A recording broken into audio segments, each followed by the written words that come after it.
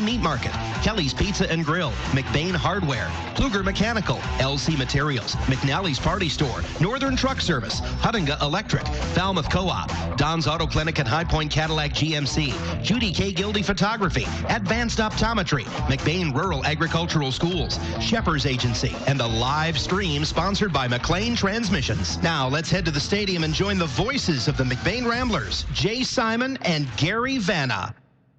And good Tuesday evening, everyone, and welcome to the Bermuda Triangle of the Highland Conference, the gymnasium at Beale City High School here near Mount Pleasant, Michigan, for tonight's broadcast of boys Highland Conference basketball action.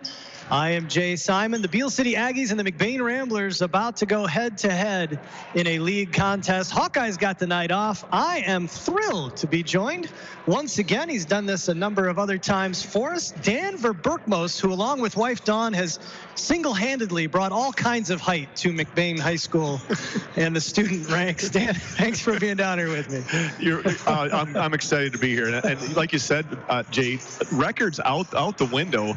On paper, it looks like, Beale City shouldn't be in the same gym as McBain, but whenever you come down to Beale City, and coaching with Coach Cote and myself for years and years, whenever you come down to Beale City, it is always a tough place to play. Absolutely. It's as we drove down here, we're reminded, you made the joke and I loved it. It feels like every time you come down here, they move the school another mile south. It feels a little farther every time. Yeah. It's the strangest thing. There's nothing anywhere near the school to the north until you get into town and where the school is here in Beale City. Great little town. The community really supports their athletics, just like all the Highland Conference schools do, especially football season, to watch everybody tailgate. And I mean, if you're ever going to steal something in Beale City or McBain for that matter, a football game might be the time to do it because nobody's at home. They're all at the stadium. But exactly. They support their Aggies in basketball as well, and we should have a nice little crowd for this one here. As you mentioned, you can throw the records out the window, but let's talk about them. The Ramblers come into this contest 8-1. They are 8-0. They are a perfect 8-0 through the first half of the Highland Conference.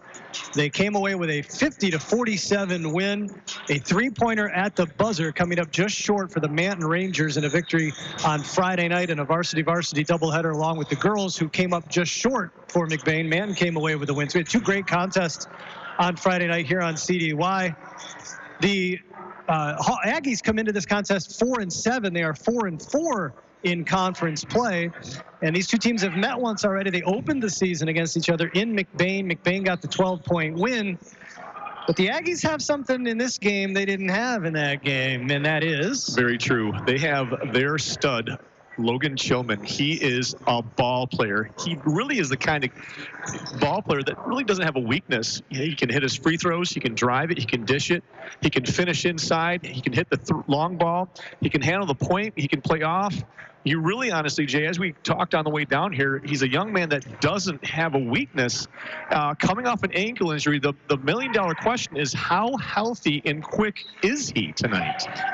The word is I don't know if you said this or if I think I heard this somewhere. This is his first game back from the ankle injury, right? I believe you are right. And he, the first time around at McBain, was in a full cast.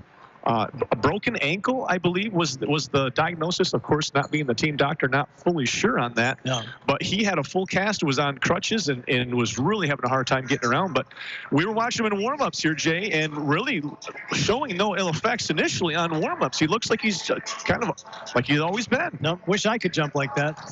Don't we all? He doesn't look like he's got, if the ankle is even taped, you can't tell. The socks, I don't see any kind of a bulge. It doesn't look like he is wearing anything extra under those socks tonight. So we will see. We'll keep an eye on that because without question, as he goes, so go these Aggies. He is an absolute stud.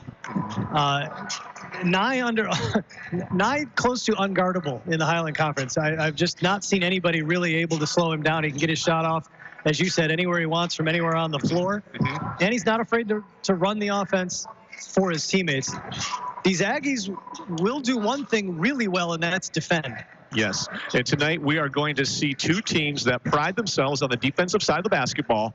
You're going to see two teams getting after it defensively, in your face, man-to-man defense, very aggressive. And I think tonight how the game is called, Jay, is going to be a big factor. We just watched the same officiating crew officiate the JV games, which the JV Ramblers squeaked out a 1-point victory over the Aggies. And I think tonight with the McBain Ramblers not being very deep, nor the Aggies only have 8 total players that are warming up right now. Obviously, foul trouble may be a big factor to look at, Jay. Absolutely. Hey, we're coming to you from the Shepherd's Agency broadcast booth over here in the southeast corner of the gymnasium, if my directions are correct. I am from downstate. We don't know our directions down there. This is the Pluger Mechanical pregame show, licensed and insured for new installations, HVAC services, and light plumbing. Call Aaron or his brother Brad at 231-282-3194. That's 231-282-3194. Our sincere thanks to both Shepherd's Agency and Pluger Mechanical for their support of tonight's broadcasts, and Rambler as well as Comet Athletics here on 107.9 CDY. Both teams out warming up. Let's talk about the Ramblers for a moment. You've been watching them all season. Of course, the Ramblers themselves are missing a pretty significant player, one that you might know to a certain extent, that being, of course, standout junior guard Grayson Verberg-Mos, who is dealing with, was it a broken wrist, or was it, I'm not sure what the actual injury was. It was actually a broken arm, Jay. It was a broken arm. Yeah, it was unfortunately the second time that he broke that arm. First time was in a boating accident this past summer. And then, of course, the second time, of course, was against the Beale City Aggies at our home gymnasium. Obviously, it hurts the Ramblers, hurts their depth. It takes that second ball handler out of the mix. Talking to Coach Copeman, I know he was really very disappointed, obviously, as a father was, when he went out of the game. Grayson showing a lot of leadership through the summer months in the scrimmages and in the open gyms, getting guys together and kind of, Copeman described him as kind of the glue that kept guys together. But, you just have to have that next man up mentality. And really, the Ramblers are doing a great job. Tristan McElhenney has really stepped up into some good quality minutes and is holding his own. George Brown III, I tell you what, had a phenomenal game the other night. You mentioned the victory over Manton, the narrow victory over Manton. George Brown III had some significant minutes, great rebounds, defense, and 4 key free throws down the stretch in that contest, Jay. Yeah. Verberg-Mos is one of several juniors who were on the varsity last year. Sophomores provided some significant minutes and really helped a lot. And I will say this, because he did get to play last year with his older brother, who was a senior. The thing that really impressed me about Grayson was his ability to shoot, his ability to handle the ball at his size. I'm pretty sure they're about the same height, or is Garrett a little taller? Garrett's about 1.5 inches taller, okay. but definitely Grayson has the nod when it comes to ball handling and outside shooting. 6'4", 6'5"? About 6'4", Garrett's about 6'6". So, okay. But he's smooth, and he's definitely going to be missed. I joked with you off the air that he's going to be the Zion Williamson of the playoffs this year, hopefully, right? For the Ramblers, he's going to join the team late in the season and be the big thing that turns it around and lets him make a deep run. We'll see. We're hoping. Yeah, we're hoping to, and we'll see how his next appointment goes, and maybe we'll be lucky enough to have him join the Ramblers near the end of the season to make a good run in the postseason. We're about to get the national anthem here at BLC. We'll take a break for that and be back. The starting lineups and opening tip coming your way right after this. We've all been there. We rely on our vehicles more than ever to get us where we need to go, safe and sound. McBain Auto Service is open Monday through Friday and are fully licensed and insured to serve you. With over 50 years combined experience, they specialize in everything from brakes to engine repair with no job too big or small. Stop in for a safety inspection. McBain Auto Service, located at 9438 South Maury Road in McBain, or call 231-825-2729. High school students are training for the jobs of tomorrow today at the Wexford-Missaukee Career Technical Center in Cadillac. Juniors and seniors from 12 area high schools can choose from 14 career-driven programs. Free college credit is available. Visit WMISD.org and click or tap the Career Technical Education link. See all the great programs, then talk to your student's counselor. Call 876-2200. The Wexford-Missaukee Career Technical Center on 13th Street across from Baker College. Proud to serve the students of McBain High School. CTC is the place to be. McBain Rural Agricultural Schools is looking for the next generation of Ramblers. If you want to give your child the gift of a great education, make McBain Rural Agricultural Schools your school of choice. Every McBain Rambler gets a MacBook or iPad, a strong curriculum, including a variety of vocational programs, great athletics, and access to a brand new state-of-the-art performing arts center. Because great performances shouldn't be limited to the football field and basketball court. School of Choice is now open, which means a huge decision for your family is upon you. If you want a school that will challenge your child, support your child, and celebrate your child's individuality, make sure McBain is on your short list. It's never too late to change schools, and McBain is accepting students K through 12th grade. For more information, visit McBain.org or call the superintendent's office at 231-825-2165. That's 231-825-2165. 231-825-2165. And welcome back to Beale City High School. Jay Simon alongside Dan Verberkmos. Zach Wiggins turning the dials for us back in the studio, making us sound as pleasant to your ears as humanly possible. And we are about to get the Northern Truck Service starting lineups here in Beale City. This is the Pluger Mechanical pregame show coming to you from the Shepherd's Agency broadcast booth. For the Ramblers, well, it'll be the fivesome that has started all season long since Verberkmos went out. Verberkmos was the fifth starter originally, but they're all juniors. Connor Murphy, Caden McGillis, Daniel Rodenbaugh, Mason Hooker, and Tristan McElhenney. McElhenney taking over the starting slot when Verberkmos went out with the arm injury. Tristan definitely stepping up into a more active role, needs to be more confident out there, needs to look for his shot a little bit more frequently, Jay.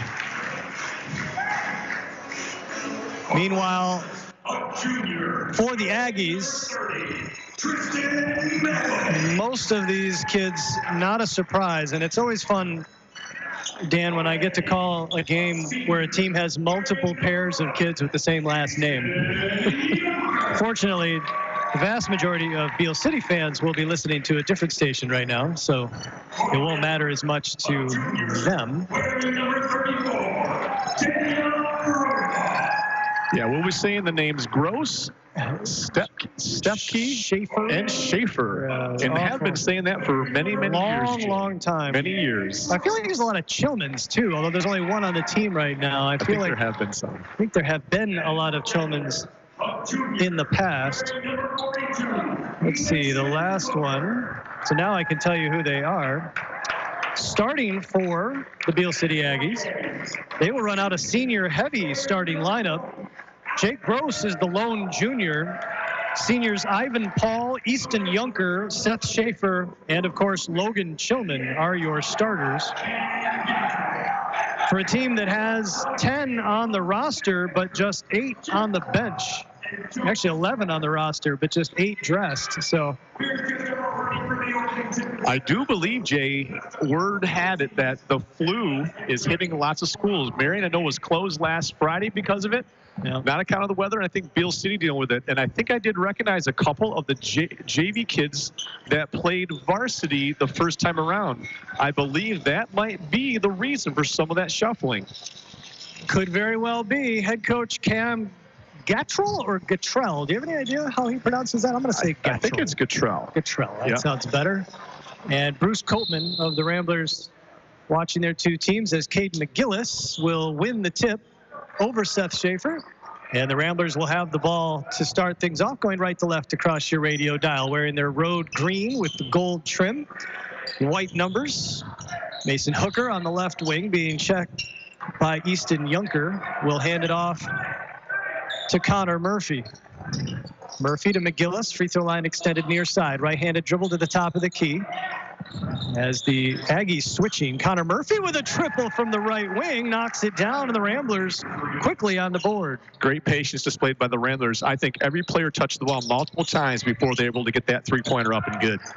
Ramblers in their customary man-to-man. They will play zone when somebody pries it from Copeman's cold dead hands. Here's a nice look for Chillman, who rains it down. Logan Chillman, whose name I will be saying an awful lot in this game, ties it up at 7 minutes to go here in the opening quarter. And Chillman showing no ill effects from his time off. That shot was nothing but net. Mason Hooker puts it on the turf. Hardwood trying to bounce pass across to Rodenbaugh.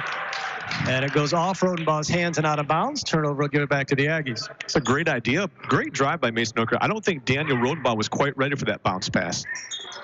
Junker will bring it over the timeline for the Aggies, wearing their home white with the blue trim, blue numbers.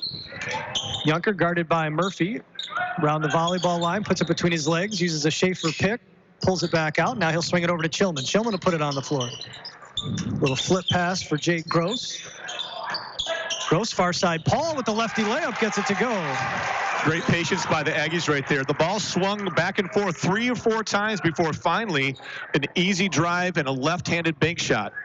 Ivan Paul, one of the ones I got wrong as far as starters in this game. We were trying to guess the starters. I got 4 out of 5. Paul was the one I got wrong. Call right there on the floor was an illegal screen. Yeah. Ramblers have to make sure they are set and not moving when they set those off the ball or on ball screens. That is a bugaboo for this Rambler basketball team. Here's Junker taking it to the hole. High shot over the outstretched arms of Mason Hooker. Gets it to go.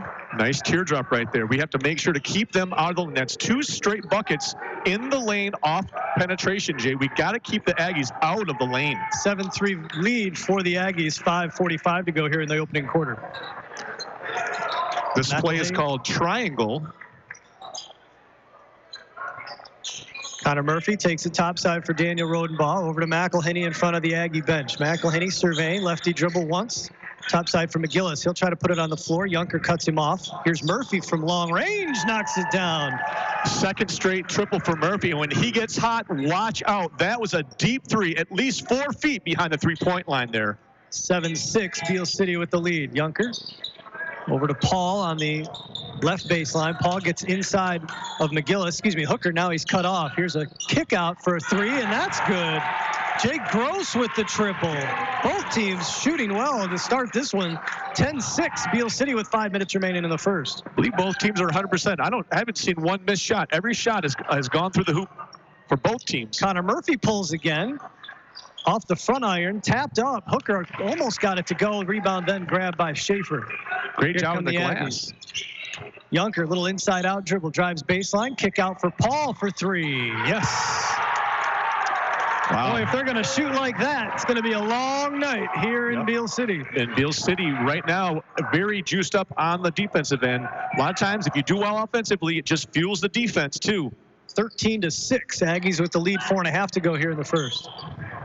McElhinney swings it over for Hooker on the left wing. He'll put it on the floor. Lefty dribble toward the baseline, lost the handle to Murphy. Murphy down low, Rodenbaugh, double teamed. Nice little bounce pass from McGillis, who will draw the foul. Shot will not go, and Caden will go to the line for a couple. Broken play right there. Ramblers saved it out of bounds, and then Daniel Rodenbaugh found Caden McGillis on the weak side block. The weak side defender for Beale City was late rotating. Fouled McGillis, shooting 2. McGillis back irons the first. 4:10 remaining here in the opening quarter in Beale City. Jay Simon alongside Dan Verberkmos. Hawkeye with the night off tonight. Zach Wiggins back in the studio for us, for our producer and engineer. McGillis misses them both. And then we get a tie-up between Mason Hooker and Ivan Paul. Logan Paul's a YouTuber. Ivan Paul. And they're going to call the foul on Paul. That will be his first. Yeah, it was a foul on the box out from the free throw. So the Ramblers getting a gift possession here. Murphy will trigger, gets it into McGillis. McGillis over to Murphy on the far side. He'll drive into the paint. Layup attempt is blocked by Schaefer. Schaefer, their big man. That fires up the Aggie student section, which is directly in front of us here on the baseline at the south end of the gym. It's a nice drive by Connor. Next time, maybe give him a head and shoulder fake. Get him thought up. he was going to go with the left hand. I think he might have gotten the shot off with the left. Came back to his right where Schaefer was. Mason Hooker, pump fake, will go baseline, cut off, and knocked out of bounds by Paul. Ivan Paul, who has a triple in this game, and I owe another bucket, and I owe an apology to, did not name him as a starter. Clearly worthy. Mason Hooker for three. Back iron, no good. Junker with the rebound. Here come the Aggies. Quickly, left to right. Junker, kick out. Chillman open for three in the corner. Short. Murphy with the rebound. Great closeout defense right there in transition. Caden McGillis was right in Chillman's face when he shot the ball. Great recovery defense by Caden McGillis. Ramblers had a quick break, and now they'll reset. McGillis, free throw line extended near side, looking for some help. Puts it on the ground. Right-handed dribble topside for Rodenbaugh. Over to the corner for Murphy. Murphy puts it on the ground. Gets inside. Little floater. We're going to get a foul. Is that going to be on the floor? It's going to be called on Chillman. They called a hand check on Chillman on the drive. As Connor Murphy was driving in, they're going to call a hand check. And it is on the floor. Junker will check out. As we get our first substitution, Marcus Kent checks in, and now we're going to get another foul. Chillman's going to bump McElhenney out near half court, and Chillman's going to pick up his second very quickly here in the first. That's going to bring Derek Gross into the game and send Chillman to the bench with two fouls. So with 3:20 to go here in the first, Aggies with a 13-6 lead. But Logan Chillman now on the bench with a pair of fouls. And just before we went on the air, Jay, if I remember, foul trouble tonight with such a short bench on both sides, definitely a very big issue as we go on through the night. Ramblers triggering in front of the scorer's table, inside to Murphy. Back over to Rodenbaugh in front of the Aggie bench. Rodenbaugh surveying, topside for Hooker. Harassed by Gross. Murphy picks up his dribble. Brown had his man sealed, wanted that ball in front of Paul. Hooker will put it on the turf. Hooker with a tough floater gets it to go. I don't know why I always say turf. Still in football mode, I guess. Mason Hooker with the floater on the baseline cuts it to 13-8. He was double teamed on that shot. That was a very difficult shot, fading out of bounds, nothing but the bottom of the net. Nice play by Mason Hooker. Here's Marcus Kent working against Murphy. Gets it near side. This is Jake Gross. Gross working against Brown. Brown with a good defense, but Gross gets it over and uses the glass, gets it to go. He's got 5 in the quarter. It's a 15-8 Beal City lead. And when you're hot, you're hot. Of course, that shot dead on in front of the hoop, but he still pinked off the glass. Everything falls for the Aggies early tonight, Jay. McGillis, pump fake, puts it on the floor, trying to get to the rim, gets it to go, the hoop and the harm. No, they're going to say before the shot. They're saying before the shot, so the Ramblers will inbound. Very nice aggressive take to the basket. Great left-hand finish. I'll be honest, Jay, I have a hard time believing that was not in the act of shooting. You got to give credit for McGillis for that athletic play. Absolutely. But out of bounds, Connor Murphy soon to inbound. Looks like Beal City has a few substitutions tonight. They're calling it a grab, and I guess I can see that it was before he elevated. It's the second on Ivan Paul, who takes a seat. Here's a 3 attempt from McGillis. Off the mark. Rebound pulled down by Marcus Kent. Here come the Aggies. Junker working against Murphy. Trying to cross him up. Uses a Schaefer screen. Stops and pops from 18. Comes up short with the rebound. Chased down by Beal City. Now trying to get it down low for Matt Oswald, the sophomore who's checked into the game. And I think that was Hooker did a great job of getting around him and swatting that out of bounds. So Junker will trigger on his own baseline for Beal City. And Murphy sticks his arm out, swats that out of bounds. Hit him right in the bad spot, right in the hands. Junker will trigger again. Having trouble getting this ball in. Throw it out deep. It's chased down by Derek Gross. Derek Gross driving, trying to hand it off, punched away by Brown. Here's Murphy. Murphy on the break against Junker. Murphy to the 10, lays it up and in. Great transition baskets. 3 straight deflections defensively. Finally, another deflection led to an easy transition 2 for Connor Murphy. Great defense by the Ramblers. That's what we need, Jay. We need our offense generating, or our defense generating our offense. Excuse me. 15-10. Aggies with the lead, minute 25 to go. Working down low against Hooker, and Mason Hooker A little frustrated, and I can kind of understand as Matt Oswald gets inside, kept backing up into him, and the way I've always understood that, Dan, is that the defender is entitled to his vertical space. Hooker obviously feels like Oswald backed up into him. The official politely disagreed. First free throw from Oswald is good. I might as well say it now because I'll say it at some point, just to be clear. That's an advanced optometry. Good call by the officials. Mothering and officiating are the two hardest jobs in the universe. I want nothing to do with either one. And I would second that. Oswald knocks them both down. 17-10, Aggies. 1:20 remaining here in the opening quarter. Murphy working against Junker, will dribble to the right side, hand it off to McGillis. McGillis lefty dribble to the top of the key. Schaefer with the show and go. Over to Murphy, 3-ball just off the mark. Hooker gets it to go. We're gonna get a foul. Yeah, the hoop and the harm. I thought we were gonna get a goaltend. I'm not sure what Junker's calling.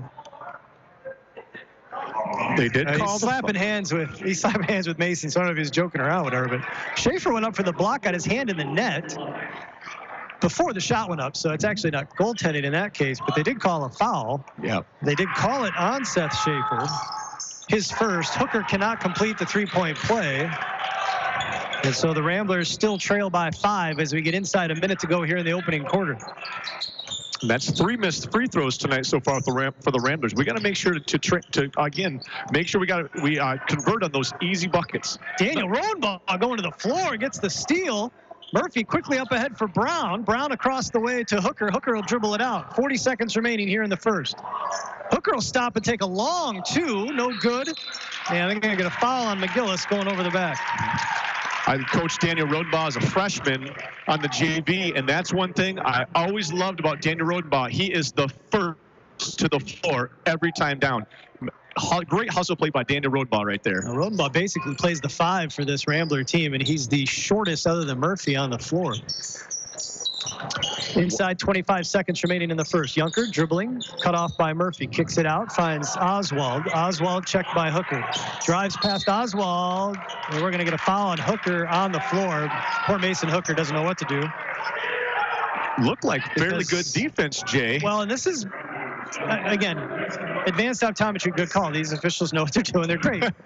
But it is a little bit of a stark difference from the end of the first game, the JV game, in all honesty, as you would have thought they would get away with more. There's a miss by Oswald. Ramblers now with a final chance at the last shot. 5 seconds. Murphy steps behind the three-point line, lets it fly. Front iron, no good. And the rebound pulled down by Oswald, and that will end the first quarter of play. 17-12, Beal City with the lead. After the first quarter, we'll take a break. Second quarter coming your way right after this. Making the final arrangements for a loved one is never easy. At Burkholder Family Funeral Home in McBain, they can help you get through the process one step at a time. Serving the families in McBain and the surrounding communities for over 40 years, they take pride in providing exceptional services that families can actually afford. The caring and compassionate staff at Burkholder Family Funeral Home can help ease the burden. Burkholder Family Funeral Home. Visit them today at 211 North Pine Street in McBain or call 231-825-8191. 17-12, the Beal City Aggies lead the McBain Ramblers here at Beal City High School. Jay Simon alongside Dan Verberkmos. Zach Wiggins turning the dials for us back in the studio. Hawkeye, I don't know, probably laying on a couch being fed bonbons by his wife, I assume. I'm not sure what else he'd be doing tonight. Maybe out of the big palm branch, just giving him a little bit of air. Yeah, I can picture that. Snapping his fingers to get his kids to go fetch something for him. Connor Murphy with 8 points in that quarter for the Ramblers, hit a couple of threes, but they struggled. 0 for 3 from the line. Meanwhile, the Aggies can't seem to miss. Knocked down 3 from long range and lit it up early. Rambler defense got a little better in that first quarter. And they've kind of settled it down a little bit as we start the second quarter of action. Owen Bonico has checked into the game for the Ramblers, who cut off Junker. Nice little skip pass. Bonico, nice recovery. The kids were yelling about it.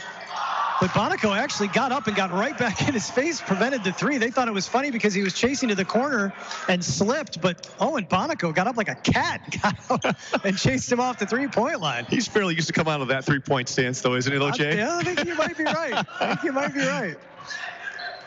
Ramblers with possession now, going right to left. Bonico, a little skip pass from Rodenbaugh in the right corner. Rodenbaugh drives baseline into the corner. Bonico recovers, takes the three, no good. McGillis with the weak side rebound. Fadeaway jumper is good. Great backside rebound position right there. Owen Bonico with the corner three, no good. Caden McGillis on the backside just waiting right in his lap. Easy 8-foot jumper.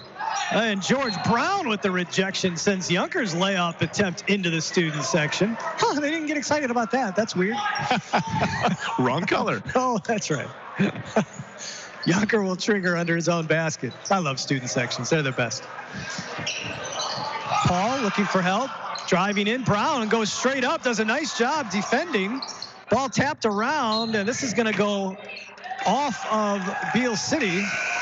And it will be Rambler basketball. George Brown III is just an active defender. He has springs in those calves. He already goes 6'3" or so, and he is just all over the place.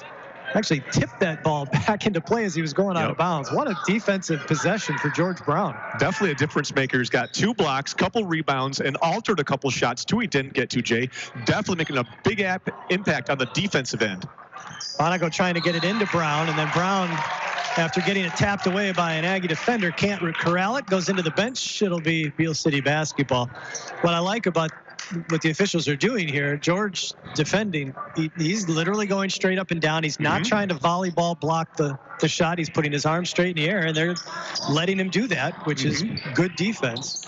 You hear a lot of those announcers today saying walling up. That's what we call going straight up. You can still jump and be straight up, and it's technically not a foul. So George Brown doing a great job of, quote, walling up on defense for the Aggie. Easton Younker's got to be really upset with George Brown, because every time Younker gets by Murphy, Brown is right there. That time he tried to make a great pass inside. Schaefer couldn't handle it, though. The Ramblers come up with the loose ball. Still 17-14. Ramblers trail by 3. 5:50 remaining here in the second quarter. Murphy into the corner for Bonico. Bonico skip past topside McGillis. He'll stop and pop from 15, and down it goes. Jay, I think Caden was looking down on the rim. His elevation from that free throw line jump shot, he was about eye level with the rim. He just got up. You are not blocking that jumper. Younker calling out the play topside. Murphy defending him. Younker swings it over to Paul. Free throw line extended far side. Down in the corner to Schaefer. Top side for Gross. This is the Jake Gross, the younger. Paul, little bounce pass inside. Schaefer working against Brown. Brown attacking. Went for the block, didn't get it, but altered it enough off the rim, and the rebound to the Ramblers. Can't say enough about George Brown and his defense so far, making a significant impact, getting the Ramblers back into the game. Caden McGillis to the rim, and just too hard. He was about ready to just drop that in the rim, laid it up, and it went off the back edge of it. And now we're going to get Brown going for the rebound with Schaefer skying over him. I need to just say this before anybody else says it and gets the idea. I want to make sure I get credit for it. Somebody needs to teach George Brown to play volleyball. That would be a great, I think he would be a phenomenal middle blocker. Word. Could you imagine him? Oh, my word. Talk about a block party. Timeout on the floor. It's a 30-second timeout, I believe, called by McBain. 4:49 remaining. We'll keep it right here. 17-16. Beale City with the lead. A couple of Caden McGillis jumpers has trimmed it to 1 here in the second quarter. I want to remind you this broadcast brought to you in part by Shepherd's Agency, Kluger Mechanical, Northern Truck Service, and McLean Transmissions. McLean Transmissions, for quality used cars and anything transmission related, call 231-779-1394. McLean Transmissions allowing us to bring you this game live streaming. You can click the game logo over on 107.9 Wcdy.com, and you can listen to us anywhere in the world where you get a decent internet connection. Via YouTube, you can also go to YouTube, search for CDY Sports. Friday night, we had Patty Hamlet, the much better half of former McBain girls varsity basketball coach Todd Hamlet, listening to us from Colorado during the girls game. So you can be anywhere and still catch Rambler hoops. Murphy trying to get it inside to Brown, and they're going to get a foul on Matt Oswald, the sophomore, trying to reach around and tap that ball away. It was the old defensive back thing where you got the one arm here as you're reaching around, and he was hanging on to him, and that's going to put the Ramblers in the bonus. So George Brown will go to the line for a 1-on-1. George Brown hitting 4 significant free throws near the end of that basketball game against Manton Friday night. Misses the front end. Daniel Rodenbaugh with the rebound, though. Murphy will take it. Nice little bounce pass to Brown inside. Kick out to Rodenbaugh, who's left alone. He'll take the 3. Back iron, no good, but he'll chase his own rebound down. Rodenbaugh driving, circling, and he traveled. Great job on the offensive glass right there, but the Ramblers just cannot cash in. He gathered, and I think if he had left the ground when he put that right foot down, he probably would have been all right, but because he did not, that is a walk. Definitely dragged the pivot foot in that case, definitely. 4:15 to go here in the first half. Logan Chillman is checked back into the game for the Aggies, playing with the 2 fouls. Paul into the corner for Junker, chases it down, somehow keeps it from going out of bounds. Swung around to Gross. Gross driving into the paint is going to get the foul call on Rodenbaugh. Definitely called a hand check. I guess Daniel had his hand on his hip as Gross was driving into the lane. Most of the damage the Aggies have done tonight is either from the three-point lane or deep in the lane. No mid-range game so far tonight. Chillman will stop and shoot from 18, leaves it short. George Brown with the rebound. Brown's going to play point guard. Brown running up the left side. He'll give it up to Rodenbaugh. Top side, McGillis. McGillis crossing over. Will give it to Rodenbaugh. Interesting situation right now because you've got Brown on the floor with the starters in the place of Connor Murphy. So from a ball handling standpoint, to me, it would be McElhinney, but who played on the JV and led that team primarily as their point guard last year. The Ramblers right now do not have anybody who is super comfortable as a ball handler. Rodenbaugh gets the pass, kick out. Can't get the 3 to go from the right wing, and the Ramblers knock it out of bounds. It'll be Aggie basketball. But down a point late in the second quarter, this is a good time to give Murphy a blow because you do need him out there for that ball handling. No doubt. As you mentioned, the Ramblers and the Aggies with very, very short benches this year. Chillman trying to cross over on Rodenbaugh. Gets it to Junker. Into the corner for Paul. Paul, the lefty, dribbling against Rodenbaugh. Back into the corner for Chillman, who fires for 3 and knocks it down. Confusion on the pick and roll right there. 2 Ramblers went with the guy, or the guy screening, and left Chillman wide open for a 3, which he drained in the corner. Yeah, that's where you got to know your personnel. Although Paul is a threat to shoot from 3, I'd rather take my chances with him than Chillman, no doubt. Definitely. Ramblers got to communicate a little bit more effectively in the defensive end right there, Jay. 20-16, Aggie lead, 2:35 remaining here in the first half, and now we're going to get another offensive foul on the Ramblers. This is going to be on McGillis. It is McGillis' second foul. Seth Schaefer checks back into the game for the Aggies. Connor Murphy checks back in for the Ramblers. George Brown will sit down. So your starters on the floor for McBain, as well as for the Aggies. 2.5 remaining here in the first half. It's a 4-point Beale City lead. Junker over to Jake Gross. Gross gets by McElhinney, stops and pops from 14, in and out. Murphy with the rebound. Right there, the Cardinal sin. Tristan McElhinney has got to keep his man out of the lane. Let him go over top. Murphy tried to go behind his back, and he actually ran into Rodenbaugh, who is coming down the middle to try and rebound what he thought was going to be a Murphy layup attempt. 2 minutes remaining here in the first half. Junker uses a Chillman pick, swings it to Chillman. Now looking down low for Schaefer. Nice catch. Schaefer, though, can't finish. And the ball tapped into the hands of Murphy, who brings it up the right sideline. Caden McGillis came in for the free throw line for that rebound, and I think he covered about 10 feet of ground. Ramblers came up doing a good job of rebounding by committee right there. Does he long jump too? Here's a steal by Chillman. Steps in the way of Murphy. Hooker trying to defend it. Playing with the 2 fouls. Can't go aggressively for the block. Chillman lays it up and in. It's a 22-16 Aggie lead. Little 5-0 run here toward the end of the second quarter. Minute 20 remaining in the second.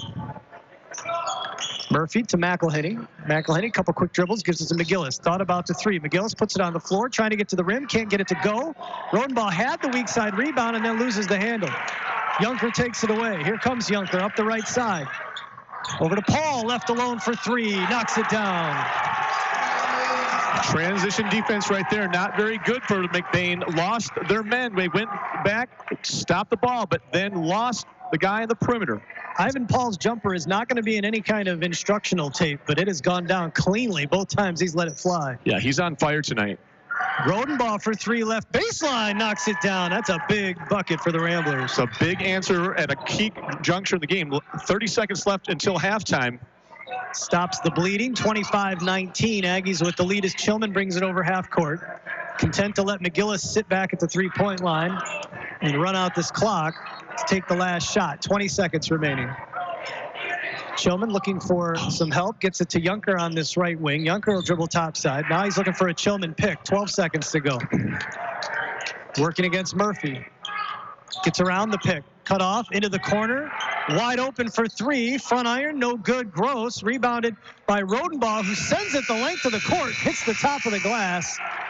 And that will do it for the opening half of play here in Beale City. Unsurprisingly, a low-scoring affair, 25-19. Beale City with the lead. We'll take a moment, collect our stats and our thoughts. The McBain Hardware halftime show is coming your way. Don't go anywhere. We'll be right back right after this. Your one-stop farm supply store is Falmouth Co-op in the heart of agriculture country. With locations at Falmouth and McBain, Falmouth Co-op has what you need to keep all your animals well-fed and healthy. Plus, bulk fuel and professional agronomy services like custom fertilizers and spraying and soil and grid sampling. Falmouth Co-op is your premier grain dealer and birdseed headquarters. And the McBain location has pizza, burgers, wings, and appetizers. Stop in today at either location in Falmouth and McBain. Falmouth Co-op is proud to support McBain student athletes. In the small town of McBain lies a locally owned family pharmacy that takes pride in helping improve the health of every patient that comes through the door. At McBain Family Pharmacy, you're more than just a prescription. Here, you're family, and their experienced team of professionals are always available to answer any questions you may have regarding prescription and over-the-counter medications. McBain Family Pharmacy is your full-service family pharmacy for both traditional and compound medications. Call them today at 231-825-8175. That's 231-825-8175. Or stop by their store located at 119 North Roland Street in McBain. When it's late, when it's snowing, when you just have to have it. It's nice knowing McNally's Party Store in downtown McBain is open 7 days a week. Locally owned and operated with the friendliest cashiers helping to serve your grocery needs. From candy and chips to pop and munchies, McNally's Party Store, they're still keeping it cold. And wishing the McBain Ramblers good luck in tonight's game. That's McNally's Party Store in downtown McBain, open 7 days a week. Providing great service and quality to our customers, LC Materials is here for you and all your concrete and aggregate needs, both residential and commercial projects. We can assist you in estimates, sand and gravel needs, project details, and on-time delivery. LC Materials is also in Cadillac at the Concrete Store. The Concrete Store has building supplies, stone, block, tools, and other accessories to help you finish your project. So when you're ready, call LC Materials. We're ready when you are, online at lcmaterials.net. We've all been there. We rely on our vehicles more than ever to get us where we need to go, safe and sound. McBain Auto Service is open Monday through Friday and are fully licensed and insured to serve you. With over 50 years combined experience, they specialize in everything from brakes to engine repair with no job too big or small. Stop in for a safety inspection. McBain Auto Service, located at 9438 South Maury Road in McBain, or call 231-825-2729. McBain Rural Agricultural Schools is looking for the next generation of Ramblers. If you want to give your child the gift of a great education, make McBain Rural Agricultural Schools your school of choice. Every McBain Rambler gets a MacBook or iPad, a strong curriculum, including a variety of vocational programs, great athletics, and access to a brand new state-of-the-art performing arts center. Because great performances shouldn't be limited to the football field and basketball court. School of Choice is now open, which means a huge decision for your family is upon you. If you want a school that will challenge your child, support your child, and celebrate your child's individuality, make sure McBain is on your short list. It's never too late to change schools, and McBain is accepting students K through 12th grade. For more information, visit mcbain.org or call the superintendent's office at 231-825-2165. That's 231-825-2165. 231-825-2165.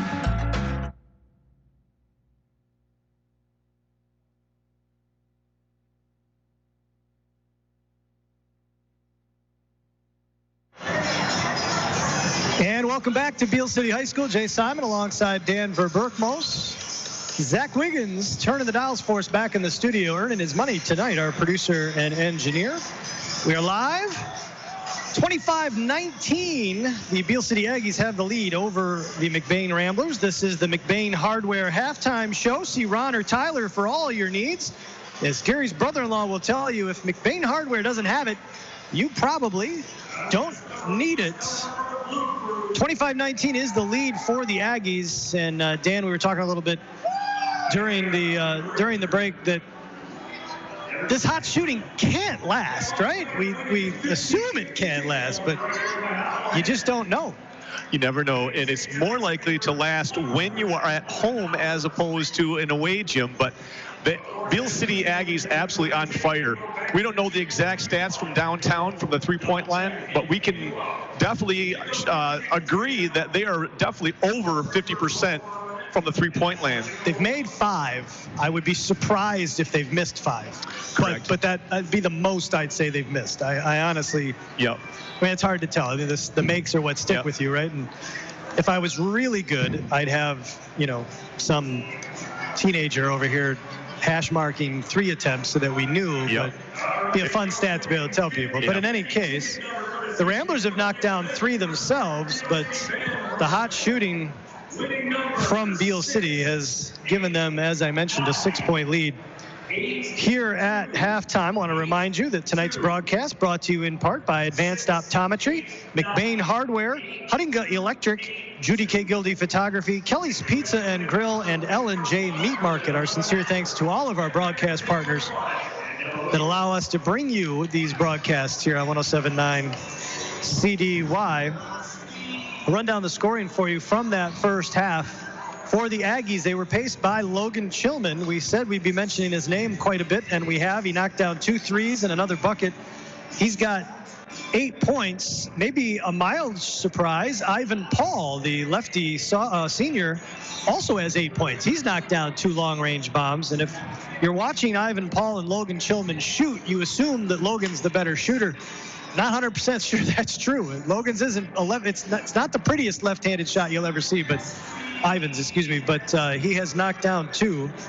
And one of those in transition. I mean, that's a tough shot to take when everybody's crashing toward the rim and you get that kick out. Yes. And so he's been impressive. They've gotten 5 from Jake Gross and then a bucket apiece from Easton Junker and Matt Oswald. Easton Junker, though, perhaps more importantly, has done a great job of running the point, allowing Chillman to run off picks and get open elsewhere.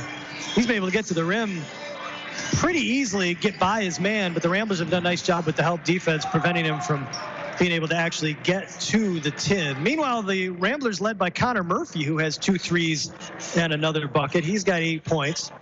Cade McGillis hit a couple jumpers in that second quarter. He's got 4. Mason Hooker has 4. And then Daniel Rodenbaugh has made a 3 to round out the scoring for the Ramblers, who are 0 of 4 from the free throw line. The Aggies have hit both of their free throw line attempts. Both teams back out on the floor here at halftime and warming up for the second half. And Dan, watching that first half, I'm not sure that I'm bothered by the way the Ramblers play defense. If I'm head coach Bruce Coltman, I'm not necessarily upset at the defensive effort. I mean, it's a little bit of a combination of maybe making sure, knowing your personnel, as we mentioned on that one switch where they both chased Paul instead of Chillman. But it's also just a matter of hoping that the Aggies can't continue to shoot like this. I would agree. I think the defensive pressure has been there. Communication-wise, I think we can do a little bit better job. I think communication would probably solve that problem when Chillman got loose. We got to make sure, I think also, Jay, a lot of their threes, too, have been in transition.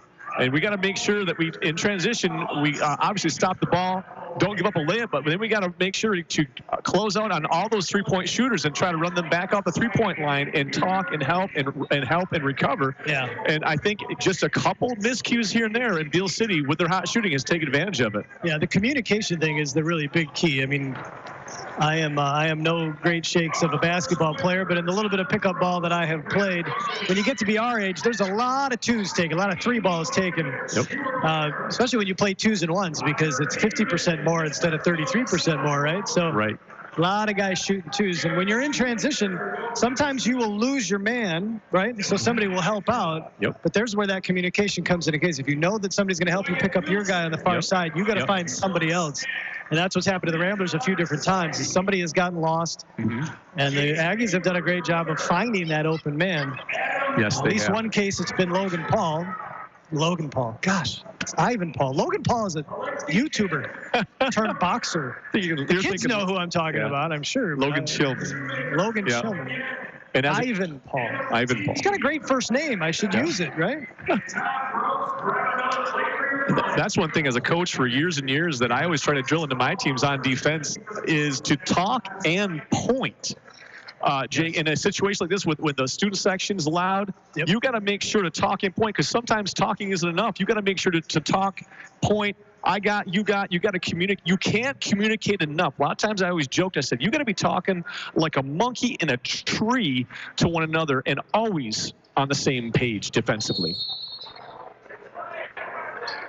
Third quarter about to get underway. This has been the McBain Hardware halftime show. Our sincere thanks to McBain Hardware for their support of tonight's broadcast. Ramblers with the ball to start the second half. Now going left to right across your radio dial. McElhenney gets it to Rodenbaugh.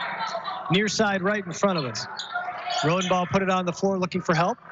Skip pass for Murphy to the far side of the top of the key. Murphy working against Jake Gross. Will drive. Kick out. McGillis was crashing the board. McGillis now will turn, fire, and gets the friendly roll.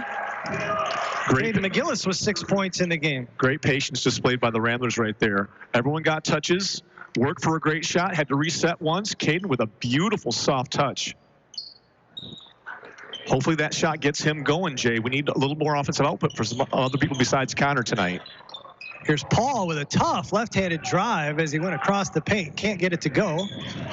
And here come the Ramblers. Murphy over the timeline. The left wing to McGillis. McGillis driving in the baseline. Little bounce pass for Hooker.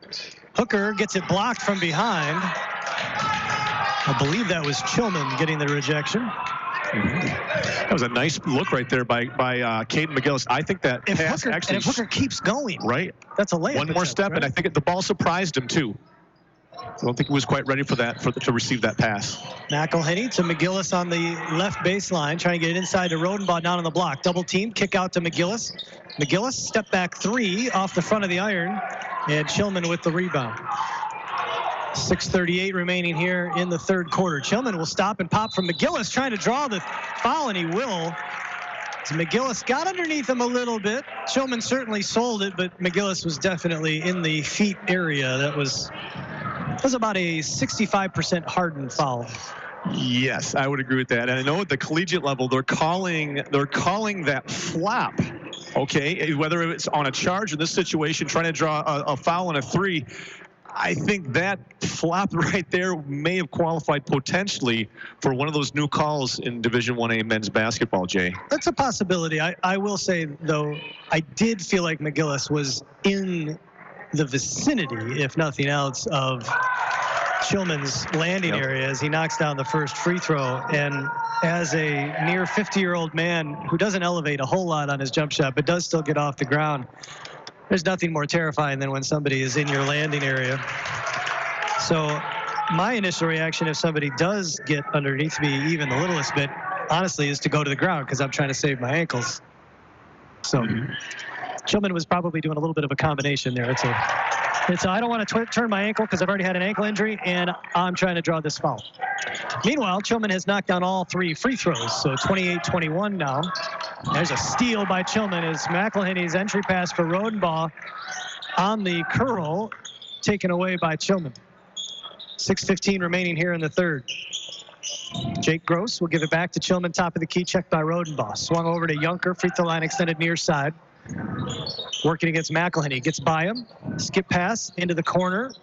Nice run out by McGillis. Paul gets inside of him, a little shuffle slide step there. Ivan Paul. What is it about lefties, Dan? There have been the strangest looking game, and they can still get that ball to go. It's just unconventional. You're used to guarding right-handed ball players for so many years and practice all day long. For some reason, those lefties are tough. You think of Chris Mullen and so many others, of those great lefties in the league. And I tell you what, Ivan tonight having a good ball game. Well, they just look different. They just play different. It's the weirdest thing. As Mason Hooker drives baseline, got too deep, and we're going to get a technical foul. I'm going to assume on Coach Copeman. And that means he'll have to remain seated on the bench for the remainder of this game. 5:28 remaining here in the third. I'm going to assume Bruce, in some very polite and eloquent way, letting the official know that he was dissatisfied at the lack of a foul call on young Mason Hooker. He might have used different language than that. He may have. And as a coach, after coaching 20 years for the Ramblers in different capacities, most of the JV level, as a coach, the biggest thing that you want is consistency. And I think right there, I think Bruce maybe lashed out because, okay, the last call was questionable on Shillman on the three-pointer, questionable, and maybe give us the benefit of the doubt right there too. So maybe the lack of consistency there maybe was why Coach Copeman chirped up a little bit. Chillman at the line for the two technical free throws. Calmly sinks them both. Chillman is automatic at the free throw line. Yep. A beautiful stroke. It's almost like he's shooting a layup from the free throw line, Jay. George Brown, the third, will check into the game. McElhenney takes a seat. 5:28 remaining here in the third quarter. The Aggies with their biggest lead of the game at 11 points, 32-21. Chillman will take the inbound pass in the backcourt, bring it over the timeline, working against Rodenbaugh. Uses a Paul pick, finds Paul at the free throw line, who makes a gorgeous pass down low to Seth Schaefer. And Schaefer lays it up and in. Everything going right for the Aggies right now. That was beautiful ball movement. The Aggies in complete sync. Ramblers a little bit out of sync. And is that going to count? It is. They did.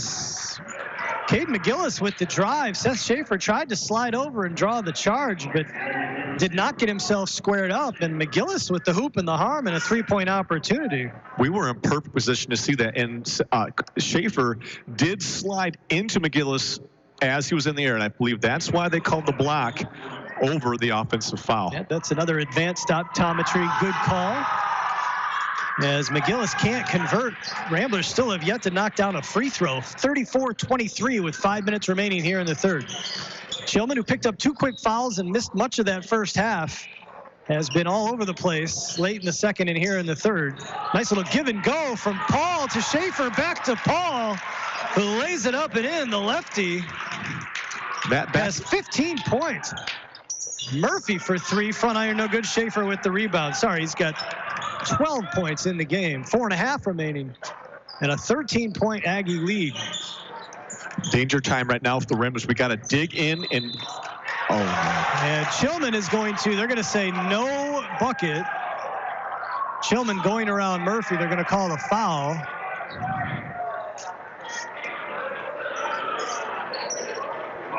Coach Copeman wants a timeout, and he's going to get it. Foul was on Rodenbaugh, and it's going to be a full timeout, but we're still going to keep it here. Well, Dan, as you mentioned, you've coached with Coach Copeman for a long time, and you've coached a variety of sports, not just basketball, but you've played and coached your whole life, and so you've been on that sideline in this type of situation. In a game where you feel like, and I want to reiterate, officiating is the hardest damn job in the universe. I don't want anything to do with it, and I appreciate the men and women that do officiate these games to allow these kids to do this. But when you feel frustrated, and we know Copeman's frustrated because we can tell he's been teed up. Yep. He's barking at the officials occasionally. When you feel a frustration level with the officiating because you feel something is unfair, if you will, or that something's not consistent, or whatever it is that Bruce is bothered by right now, how do you manage to keep that out of your voice and out of your instructions when you're talking to your team?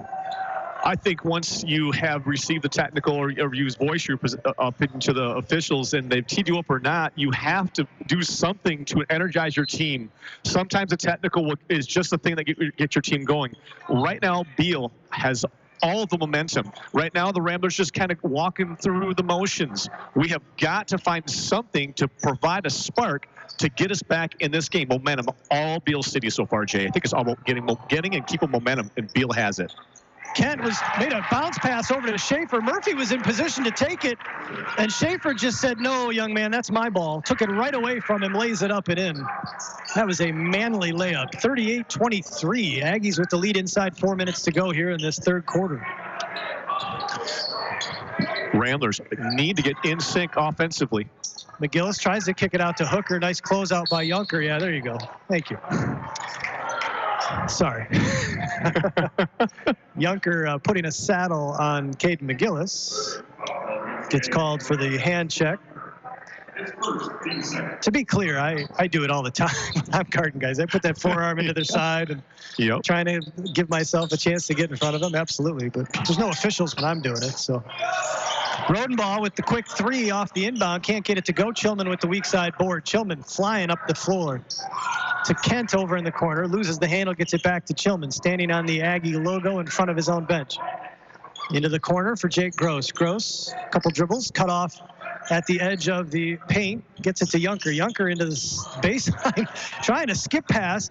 George Brown III with the one-handed rejection into the hands of Chillman. Chillman trying to pass to Junker, throws it away, and it's going to be Rambler basketball. So George Brown bringing some defensive energy to the Ramblers right now. Definitely the catalyst that may be right there. That play, Jay, that defensive stop, everyone on the same page, may be a pivotal point. Hopefully the Ramblers can use that, get a good bucket here, and start getting the momentum on their side now. Plenty of time to go in this game. 3:05 remaining here in the third quarter. Rodenbaugh, top of the key.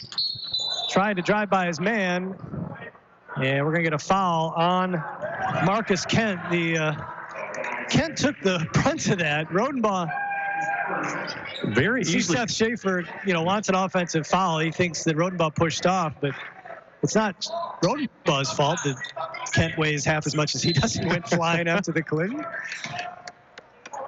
That's always a tough call. There was a little bit of an arm, I'm not going to lie, but the contact initiated by the defender, that is your block call. It's an easy call. Another advanced optometry, good call. Here's Hooker in the corner. Aggies defense has just been on point. Hooker, though, finds the left elbow and knocks it down. Mason Hooker with his first bucket since the first quarter makes it a 38-25 Aggie lead. I'd have to say right here, Jay, this is the biggest defensive stance right here for the Ramblers in the game. If they can get a stop here and another bucket, momentum shift. We need to dig in right here, all five guys. Junker down low to Schaefer, rejected from behind by Brown, gets it back, puts it up, can't get it to go. Brown with the rebound. Brown quickly the other way. Brown elevating, can't get the layup to go. Paul with the rebound. Paul with the lefty dribble up the left sideline to Junker for three. Good. That's a big turnaround. Easton Junker with the three. And it's back to a 16-point lead for the Aggies. That was a backbreaker right there. Two great defensive stances for McBain. George Brown missed a layup. Go back, and Beal City nails a three. Well, about the only potentially positive thing for the Ramblers right now, when you look at this, Dan, is that Seth Schaefer just picked up his third foul. The Aggies are playing very aggressive defense. If the Ramblers continue to attack, they're going to get these calls. Foul trouble could be what helps them out as we go to the fourth quarter. Yeah, it may be a game of attrition tonight, Jay. Both teams very short benches. Murphy will hand it off to McGillis. McGillis will shoot from 16 straight away. No good, gets it back. Put back is good. Caden McGillis never came down with it. Picked the rebound up from about 12 feet out and knocked down the jumper. 41-27 with a minute and a half to go here in the third. Beal City with the lead. Coach always told you, what do you do when you shoot? Follow your shot. Caden McGillis did that and got the tip on his own shot. And here we go. Move. Now an offensive foul on the Aggies is going to give the ball to the Ramblers. It's going to be on Matt Oswald. The sophomore will pick up his second foul.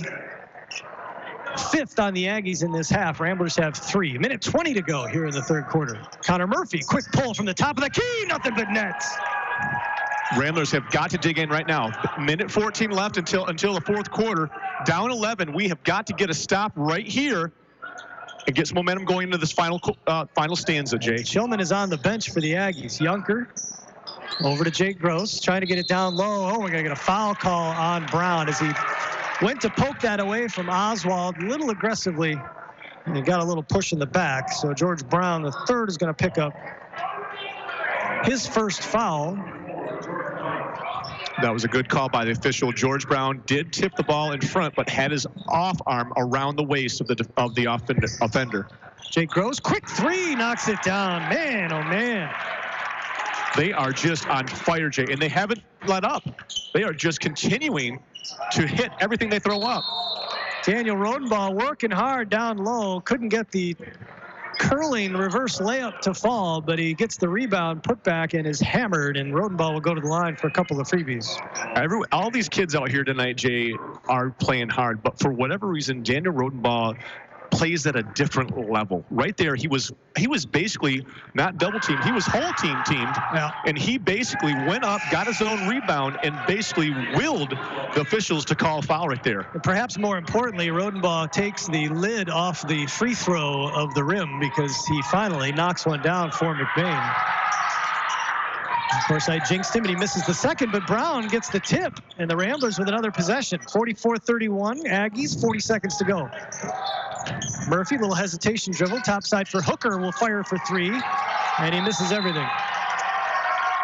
Mason out of sync so far. I think the too early fouls got him out of rhythm and never allowed him to get his groove in the game so far. Hopefully he can find it in the last stanza, Jay. Yeah, he just doesn't seem very confident right now. But as Kevin Gregory would say, shooters shoot. Keep shooting. Doesn't matter how many you missed. 20 seconds to go as Chillman is checked back into the game, guarded by Rodenbaugh.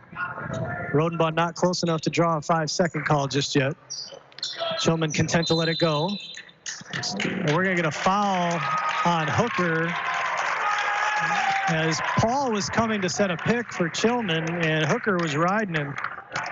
And Mason Hooker is going to pick up his third foul.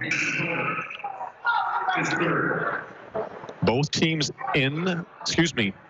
Nope. Not in the bonus, excuse me. Not quite yet. Not quite yet. Very close, though. So that means most likely the majority of the fourth quarter, all common fouls will be shooting fouls, Jay. 9.9 seconds on the clock here in the third quarter. 44-31, Beale City as they trigger from the near sideline. Get it into the backcourt to Chillman. Chillman over the timeline, uses a Paul pick. Double team, gets it to Paul. Paul will fire straight away. In and out. And then out of bounds, and that will end the third quarter. Boy, it's as close as you can come to knocking that down a three without it counting. A big third quarter from Beale City. The Ramblers answer late, but the Aggies, as we head into the final 8 minutes of this one, have a 44-31 lead. Big fourth quarter coming up. Don't go anywhere. We'll be back right after this.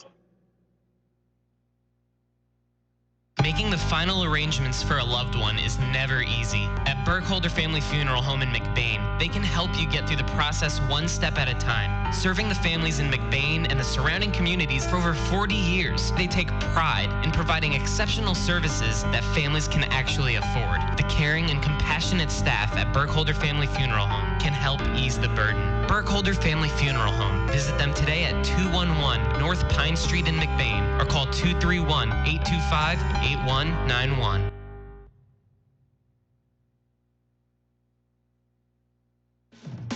Your one-stop farm supply store is Falmouth Co-op in the heart of agriculture country. With locations at Falmouth and McBain, Falmouth Co-op has what you need to keep all your animals well-fed and healthy. Plus, bulk fuel and professional agronomy services like custom fertilizers and spraying and soil and grid sampling. Falmouth Co-op is your premier grain dealer and birdseed headquarters. And the McBain location has pizza, burgers, wings, and appetizers. Stop in today at either location in Falmouth and McBain. Falmouth Co-op is proud to support McBain's student athletes. 44-31, the Beale City Aggies with the lead over the McBain Ramblers here at Beale City High School. Jay Simon alongside Dan Verberkmos. Zach Wiggins turning the dials for us back in the studio. Aggies with the ball to start the fourth quarter. And Matt Oswald, the sophomore, gets the seal on the block, gets the layup to go, and that 15-point Aggie lead as Connor Murphy trying to get free, takes a quick three, And George Brown saves it. He wasn't out. Out of bounds. There were feet out of bounds, but they were not George Brown's, at least in my opinion. But that was a tough call to make. There were a lot of feet by the sideline. No question about it. Shillman swings it over to Paul, looking down low for Oswald, swatted away by George Brown, who's continued to make his presence known on the defensive end. George Brown III being the long arm of the law inside. Lots of blocks, altering shots, lots of tips. And Oswald loses the handle. Mason Hooker was just waiting to pick up his fourth. Yes. Yeah, in all likelihood, it seemed like if he's not allowed to hold his vertical position, he was going to be picking up his fourth foul. The Ramblers at this point in the game have got to come together and start getting some momentum on the offensive and the defensive end to make a run to cut this lead to single digits by at least the 5-minute mark. 7 minutes remaining in the ball game. George Brown inside, kick out. Connor Murphy, quick three, back iron, no good. McGillis trying to sky for the rebound, can't corral it. And here come the Aggies going right to left. A great look by Connor Murphy. Extremely beautiful pass by George Brown. Typically, Connor hits that one just a little bit off on that one. George Brown with a straight-up rejection on Oswald.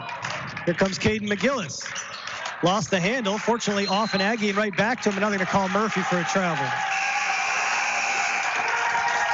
Connor Murphy is so quick.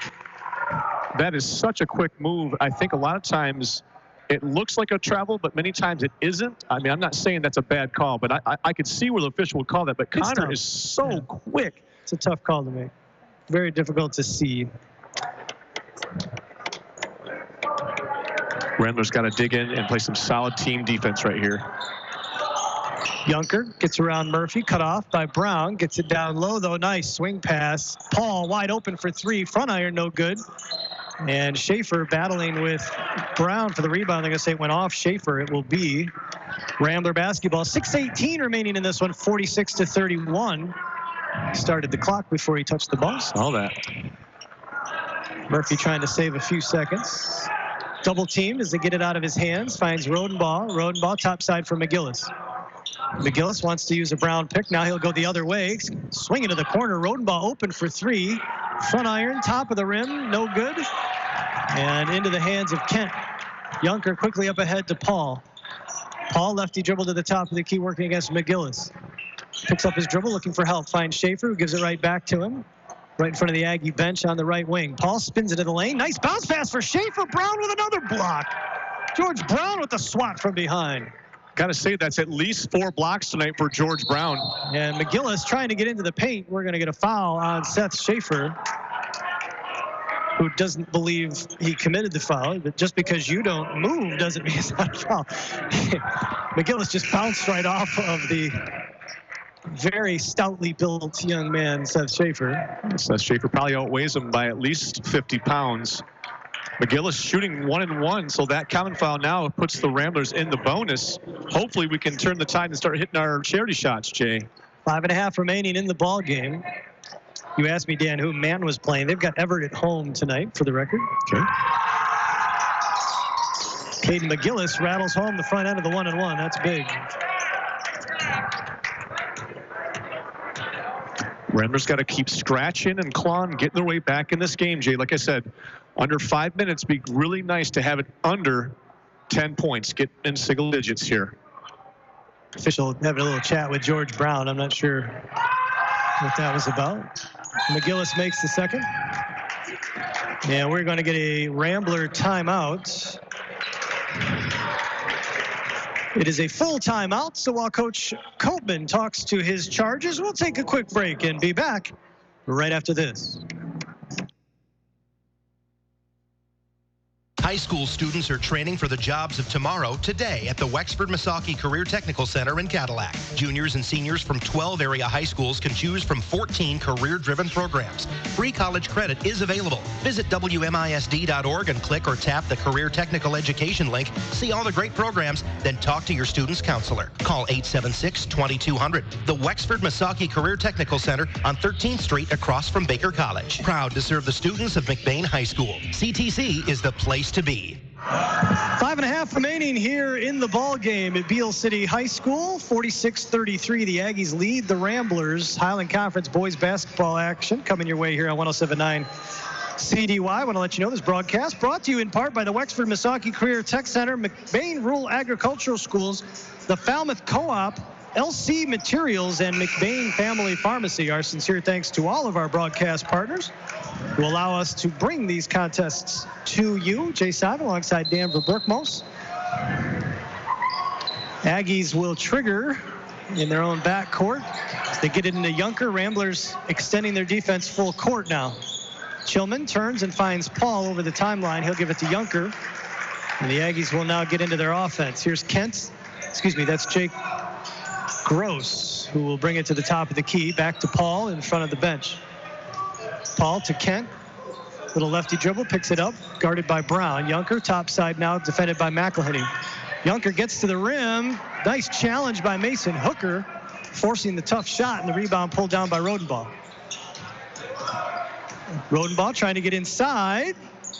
Does and gets it to go. Boy, that was Daniel Rodenbaugh, Dan, deciding I am getting to the rim and getting a bucket here, and he does. He willed that. I mean, the last couple of plays, he has been one guy on 3 or 4 Beale City defenders. Just all heart tonight. 46-35. Aggies with the lead. There's Kent with a Jake Gross with a tough take. Somehow got that layup on the 10, and it goes down. And now there's a steal by Chillman as he steps in front of Rodenbaugh. McGillis forces him to step up, stop, and shoot the long jumper. Nice defense by McGillis. And he pulls down the rebound. 4:10 remaining in this game as Brown goes to the ground trying to set a pick for McGillis.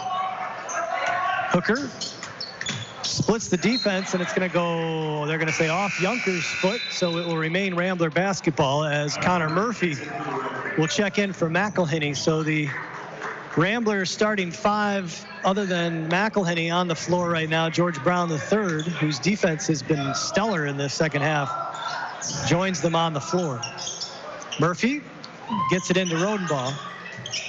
Rodenbaugh kick out to Hooker. Top side for Murphy between the circles. Murphy working against Yunker. Puts it between the legs. Lefty dribble, uses a Brown pick. Over to Hooker. He'll fire for 3. Off the front of the iron. Rodenbaugh with the rebound. His putback won't go. Rebound chased down, though, by McGillis. Ramblers continuing to work hard. Nice look inside for Brown. Lays it up and in. What a gorgeous look by Caden McGillis, who got cut off on his foray to the basket. Doing something I've never experienced, hanging in the air, surveying, and finding Brown for the layup. Caden McGillis making something out of nothing there. Great offensive rebound. Got second chances. Yeah, exactly. I thought he was dead to rights, but again, elevated, was behind the backboard, couldn't finish himself. George Brown beautifully rolled to the weak side block, dish it for an easy deuce. I have no idea what it's like to be able to just jump yourself out of trouble. That is a Caden McGillis thing, and I do not understand it. 48-37, timeout on the floor by the Ramblers. 30-second timeout because they're out on the floor, so I assume it's a 30-second timeout. They have 1 timeout remaining, according to Dan's math. A full. I don't believe the Aggies have called one yet, so they have all 5 remaining. The Ramblers dialing up some full court pressure. This is exactly what I was thinking. Copeman bringing pressure, hopefully forcing Beale City into some mistakes here. Inbounded. Jake Gross cut off by Murphy. Back over to Yunker. Nice job by the Ramblers. Tipped and stolen. Brown with the ball. Gets it to Rodenbaugh. Ramblers with the turnover. Connor Murphy uses a pick from Brown. Swings it over to McElhenney. McElhenney uses a Brown pick. Gives it up to Hooker. That's where you wish McElhenney had the courage to shoot that ball. He is open. Murphy gets inside somehow. Can't get the layup to go, but he's going to draw the foul. And Connor Murphy will go to the line for a couple with 3:07 remaining on the clock. It's a great drive. The ball was on our side, and the ball was quickly swung to the opposite side where Connor immediately drove to the basket, shooting 2 shots. And I get that, just to be clear, I wasn't being critical of Tristan. McElhenney played on the JV last year as a sophomore, probably could have played varsity. Elected to play JV, got some good minutes, good experience, but the varsity is a different level. It's a little different speed. And I think right now McElhenney's still kind of finding his groove and is a little gun shy to pull the trigger. He's got a good shot. He just does. hasn't been doing it. Yep, he has to be an offensive threat out there. Yep. Can only have one George Brown on the floor at a time. Exactly. Aggies break the press. Junker all the way down out to Paul. Thought about the 3, pulls it down, gets it to Chillman. That's a smart play. Over to Junker on the left wing. Inside 3 minutes to go here in the 4th quarter. Junker working against Murphy. Content to dribble. No 5-second call if Murphy doesn't get closer. Murphy now gets near him. Nice skip pass. And Jake Gross picked up the pivot foot. Yep, the Ramblers are going to have to start selling out, getting in the passing lanes, and doing some gambling now. They have to force the issue, so expect full court pressure from here on out for the rest of the game. And McBain on the defensive end, on the half-court situation, has got to start gambling a little bit to hopefully get some tips and some turnovers. Junker will pick Murphy up full court, but then quickly backs off. Murphy uses a pick, gets inside, stripped by Chillman. Tried to drive between 3 white jerseys. And Chillman gets a hand in there. Chillman working against Rodenbaugh. Rodenbaugh cuts him off nicely. Chillman now comes around the other side. We'll hand it off to Paul. Paul driving inside. Kicks it out to Junker. Junker curling. Stops at the free throw line. Kick out to Paul. 2:15 remaining in the ball game. It's a 10-point Aggie lead. Hands it to Chillman, and now we're going to get a timeout by the Aggies with 2:09 remaining in the ball game. It's a full timeout by Beal City. We'll take a quick break. 48-38. Beal City with the lead, 2:09 remaining in this one. We'll be back in 30 seconds right after this. In the small town of McBain lies a locally owned family pharmacy that takes pride in helping improve the health of every patient that comes through the door. At McBain Family Pharmacy, you're more than just a prescription. Here, you're family, and their experienced team of professionals are always available to answer any questions you may have regarding prescription and over-the-counter medications. McBain Family Pharmacy is your full-service family pharmacy for both traditional and compound medications. Call them today at 231-825-8175. That's 231-825-8175. Or stop by their store, located at 119 North Roland Street in McBain. 10-point Beal City lead here at Beal City High School. McBain Ramblers with 2:09 remaining. If they want to hang on to their unbeaten Highland Conference record, they trail 48-38. Aggies to inbound under their own basket. Logan Chillman, the standout senior, back from the ankle injury, has really led this Aggie team on both ends of the floor. Ramblers might need to consider fouling at some point. They need to get into the grill and don't let them just use up clock. Junker got into the paint, crashes into McGillis, who takes a shot to the belly. Rebound attempt there. Junker is kind of hobbling. Him and McGillis both ran into each other. McGillis all the way to the rim, lays it up and in, and the foul, the hoop, and the harm for Caden McGillis, who elevated and laid that in right at the edge of the rim. I am stunned. Thought he was going to reach and throw that down for a second. I think he would have, but I think at the opposite end, I think he got hit where no young man or old man ever wants to get hit. I don't think he couldn't possibly have, because there's no way he would have sprinted down here. I think he got in the stomach. Because if it had been there, there's no way he'd be down here doing what he's doing.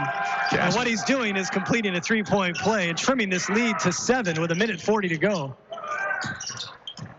Get it inside to Chillman, working against Rodenbaugh. Chillman's the last guy you want to foul. Beautiful pass to Schaefer, and he blows the layup. McGillis with the rebound. Gets it to Murphy, 1.5 to go. Murphy, McGillis, driving, gets to the 10, lays it up, gets it to go, the hoop and the harm again. Caden McGillis with another 3-point opportunity with 1:21 remaining. 2 straight phenomenal defensive stops with great transition finishes by Caden McGillis. Just out jumping, he is just head and shoulders over everyone on the floor when he gets off the floor, Jay. Minute 21 remaining in the game, and McGillis cuts the lead to 4. 48-44. A sudden 6-0 Rambler run, and we've got a timeout on the floor. Is it the last for McBain, or is Did this? we call that, Jay? City? It's a full timeout. I'm sure. Hear who called the timeout. It's either McBain's final or the second of 5 for Beale City. I'm not 100% sure. I did not see the official point. So in any case, McBain has gone on, I want to say, a 7-0 run. I believe they trailed by 11 at one point. A Murphy free throw had cut it to 10. It stayed 10 for quite a while, and now a 6-0 run from Caden McGillis. Looking up at that scoreboard, Jay, something of concern that I'm seeing is we only have 5 team fouls with a minute 20. Yeah. We got a couple to give, and of course, if it comes down to a possession extending the game situation, again, we got to make sure we're mindful of that. They got 1 to give. The Right. second foul would put them in the bonus. So they probably want to consider fouling immediately. Go for the steal right away here. Go ahead and commit that 6 because you need to get yourself to that point. Go for the steal, go for the ball, but if you get the foul call, that's fine. And keep the ball out of Chilman's hands. He's their best free throw shooter. They're going to get it into Junker.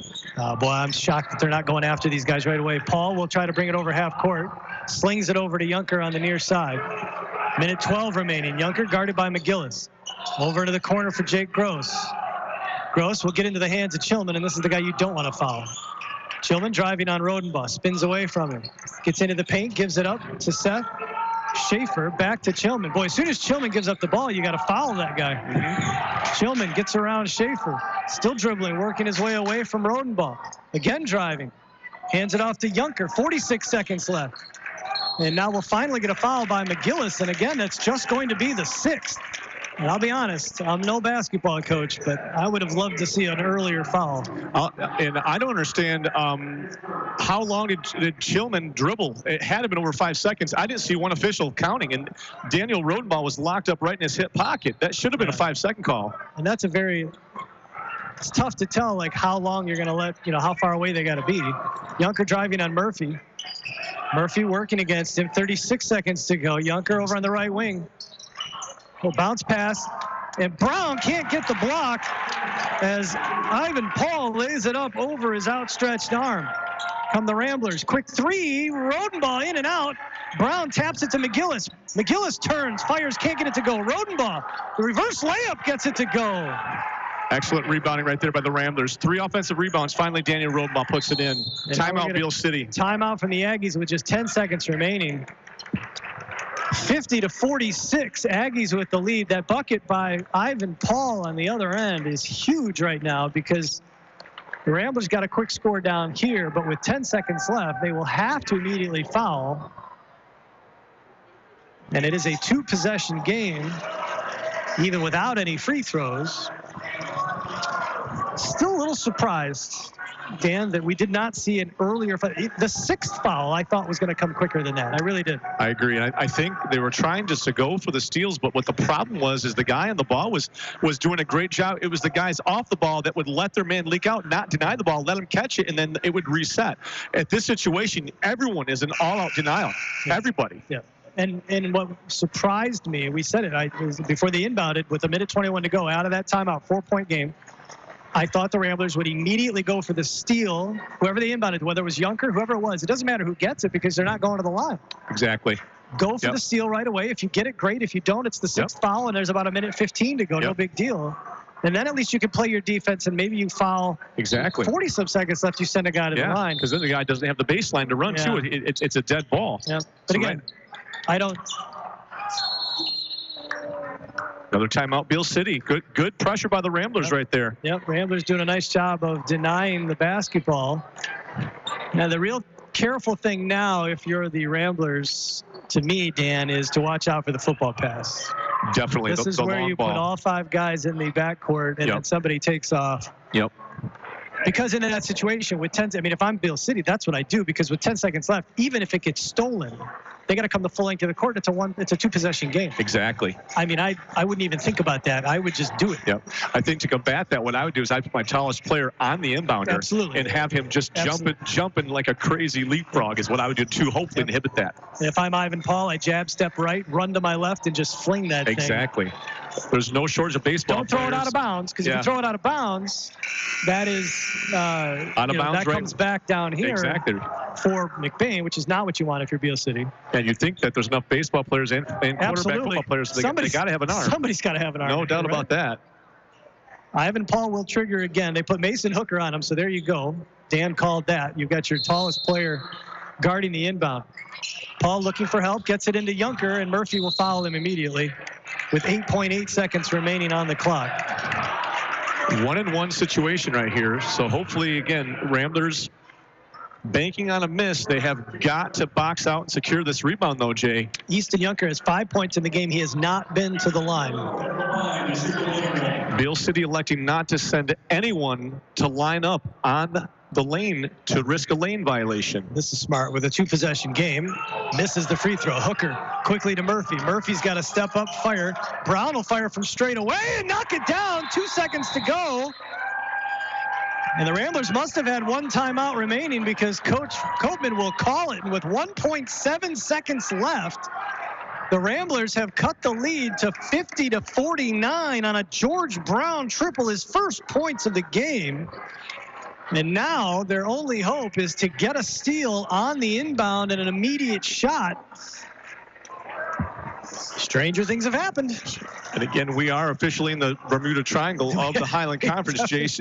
Definitely It is the twilight zone here. I just wish we had a few more clicks on that clock. 1.7 just on lot.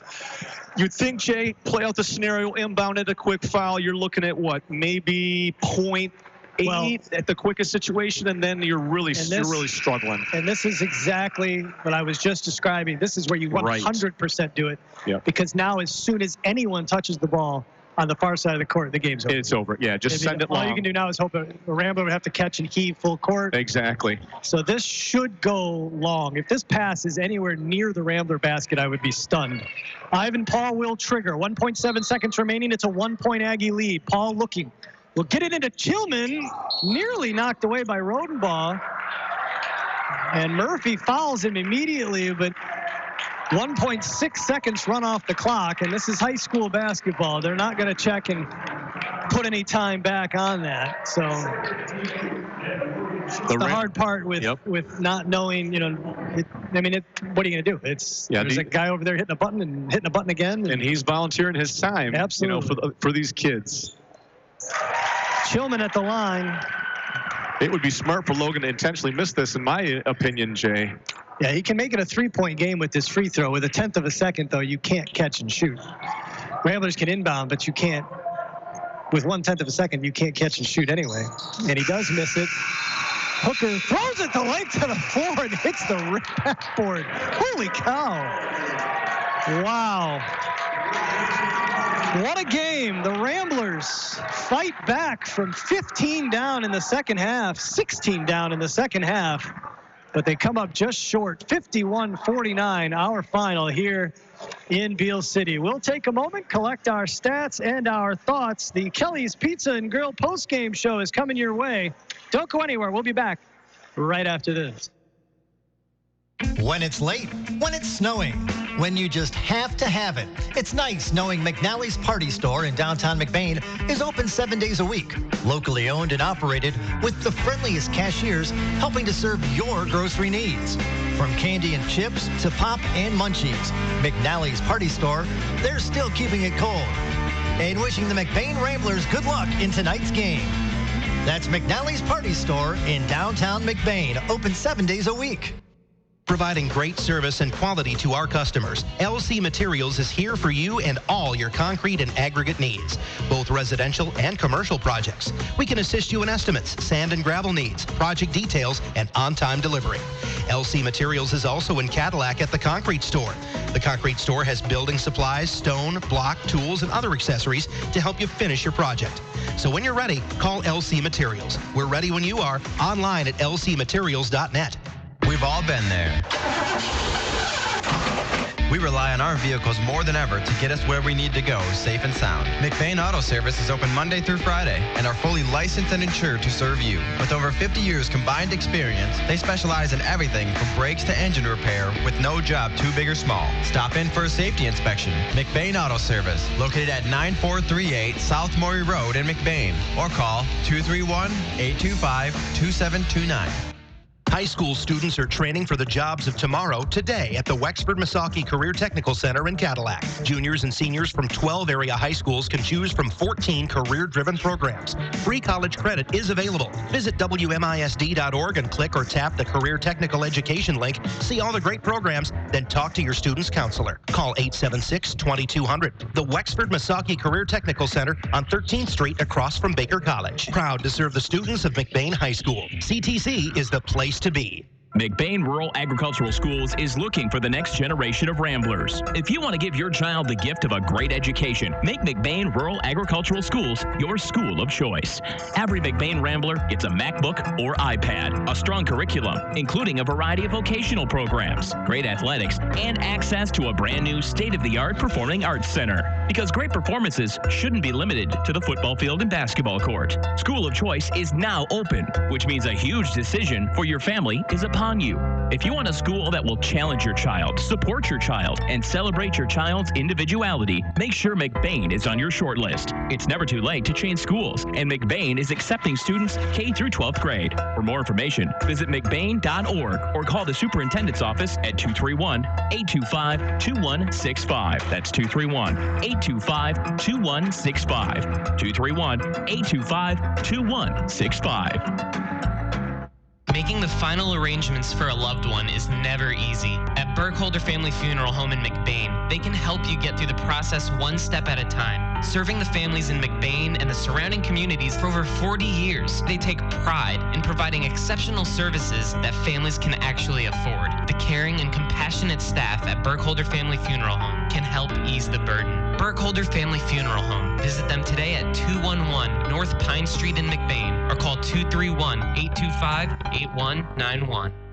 And welcome back to Beale City High School, 51-49, your final here as the Aggies get a win over the McBain Ramblers, and they hand the Ramblers their first setback in conference play as they avenge a loss to open the season in McBain and drop the Ramblers to 8-2 overall, 8-1 in conference play. Beale City improves to 5-7, 5-4 in the Highland Conference. This is the Kelly's Pizza and Grill post-game show. This broadcast also brought to you in part by Don's Auto Clinic and High Point Cadillac GMC, McNally's Party Store, McBain Auto Service, and the Burkholder Family Funeral Home. Our sincere thanks to all of our broadcast partners for allowing us to bring you Rambler and Common Athletics here on 107.9 CDY. Well, Dan, it got a little ugly in that second half, especially in the third quarter.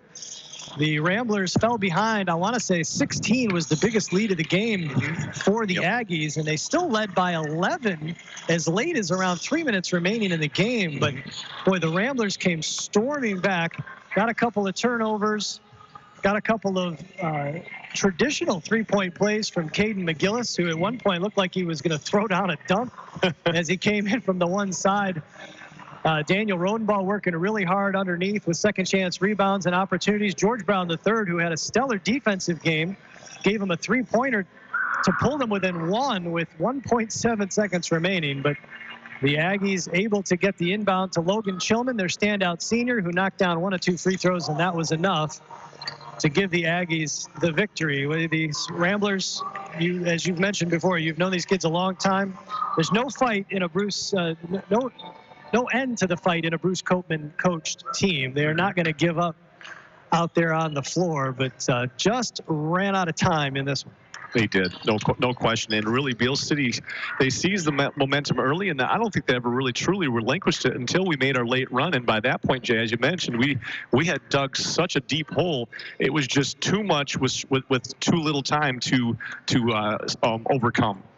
Yeah, the Aggies jumped out to a 17-12 lead after the opening quarter. They were up 25-19 at the half. thanks to some very hot shooting. Logan Chillman and Ivan Paul with a pair of threes each in that first half to pace the Aggies with 8 points apiece. Second half, well, when the Ramblers did get going, it was Caden McGillis. Caden McGillis finishes with 16 of his game-high 20 points in the second half. As we mentioned, he had at least 3 traditional three-point opportunities, 2 of them in that fourth quarter, as well as another bucket. And he did everything he could to try to bring the Ramblers all the way back. But Logan Chillman goes 6 of 7 from the free throw line in the second half, and that was very key in helping to extend this lead. Easton Junker and Jake Gross both hit triples in the third when the Aggies extended their lead. Run down the rest of the scoring for you. Chillman leads the Aggies with 14 points, as does Ivan Paul. He also finishes with 14. Also in double digits, Jake Gross finishes with 10. Seth Schaefer and Matt Oswald each finish with 4 points apiece. And Easton Junker finishes with 5 for the Aggies, who go 8 of 9 from the free throw line. They knocked them all down as they got there. Meanwhile, the Ramblers, as mentioned, led by Caden McGillis, who finishes with 20 points. Also in double figures, Connor Murphy finishes with 12, including 3 triples. Daniel Rodenbaugh had 8 points. Mason Hooker finishes with 6, and George Brown III with that late 3, his only bucket in the game on the offensive end, finishes with 3 points. The Ramblers, though, just 6 of 13 from the free throw line, largely thanks to a 4-for-4 performance in the fourth quarter by Caden McGillis, as they struggled early from the charity stripe. 7 points, Dan. They lost by 2. That is a minor bit of the difference there, potentially. I guess you could look at it that way. Coaches always say free throws win ball games. We've got some post-game hardware that we need to hand out, so let's hit a couple of those real quick. A reminder, this is the Kelly's Pizza and Grill post-game show. How about the Judy K. Gildy photography picture perfect play of the game? I could think of a couple different possibilities in this one, but as I always tell Hawkeye, Dan, that's why we pay you the big bucks. Right. I'm going to have to go for the Judy K. Gildy picture perfect play of the game. I'm going to have to go with Caden McGillis making his second half surge, took a jumper from the free throw line area, fouled his shot as every coach told him to do, and in midair jumped head and shoulders over everyone, tipped his own shot in for 2 points. So I'm going to have to give Caden McGillis, with that shot, rebound, and tip, the Judy K. Gildy picture-perfect play of the game tonight. I like it. That's a solid call. Caden McGillis picking up the Judy K. Gildy photography picture-perfect play of the game. Make sure you check out Judy K. Gildy photography on Facebook. She's at a lot of these games, especially at home, does some fantastic work. Your favorite player probably has a great picture in her collection that you can purchase and print. How about the George Johnson All-Heart Award? Of course, George Johnson, the longtime Rambler assistant coach and probably the biggest fan the Ramblers had on that sideline. Lost him a couple years ago during football season. And George kind of embodying the heart and the effort that Rambler basketball has long been known for. As any Rambler will tell you, if you can defend and rebound, you'll find minutes on a Bruce Copeman coach team. Your offensive side will come and go, and that's not what's important to Bruce. You can defend and rebound, you will find time. And that heart, that effort, no better example of that than George Johnson. And so this award given to the Rambler who best embodied that out on the court. Dan, who you got for that one? For the George Johnson All-Heart Award tonight, I'm going to have to give it to Daniel Rodenbaugh. Daniel Rodenbaugh at times seemed to be not double teamed, not triple teamed, but whole teamed, still coming up with rebounds, with putbacks. Second half, I believe the majority of time, drew the tough assignment of guarding Beale City's best offensive threat, Logan Chillman. Did a great job of making him work for all of his buckets. Hands down, has another gear when he plays this game. Again, all the Ramblers, all the Aggies played super hard tonight, but Daniel Rodenbaugh just is a cut above the rest. You gotta give him the George Johnson All-Heart Award tonight, Daniel Rodenbaugh. Congratulations to Dan, and really there's any number of Ramblers who exemplify that with their effort out on the floor, especially tonight in this comeback. And a fine effort. I want to remind you, our next broadcast, if I'm not mistaken, and Hawkeye would correct me if I was wrong, but I believe is going to be next Tuesday, as we will have the McBain Rambler girls as they head over to Northern Michigan Christian in McBain. A little cross the tracks action, Highland Conference basketball, as the McBain Rambler girls will be in action here on 107.9 CDY. And I believe we will have the Rambler boys the following night at NMC as well. Okay. If I'm wrong about that, just check out our Facebook page. You can find out all the answers there. Just a couple more items to get through. How about the Huttinga Electric Defensive Player of the Game? I think I know who this one's going to be. This is a shoo-in. Has to be for the Huttinga Electric All-Defensive Player of the Game, George Brown III. A difference maker, really the catalyst that got our defense going tonight. Unofficially, between 4 and 5 blocks. Also altering a lot of shots. Maybe not getting the block, but when you have a shot blocker in the lane and he gets a couple on you, you're always wary of where he's at when you go in there.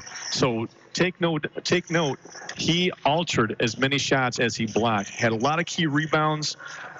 It just seemed to be everywhere on the glass tonight. So got to give it to George Brown III, the Huttinga Electric Defensive Player of the Game. Congratulations to George, coming in and giving some phenomenal minutes off the bench to the Ramblers with a terrific defensive effort. As Dan mentioned, we somewhere around 4, 5, 6 blocks in the game and countless other shots altered, doing his best Rudy Gobert imitation tonight, although he's given up about 8 inches to Rudy Gobert.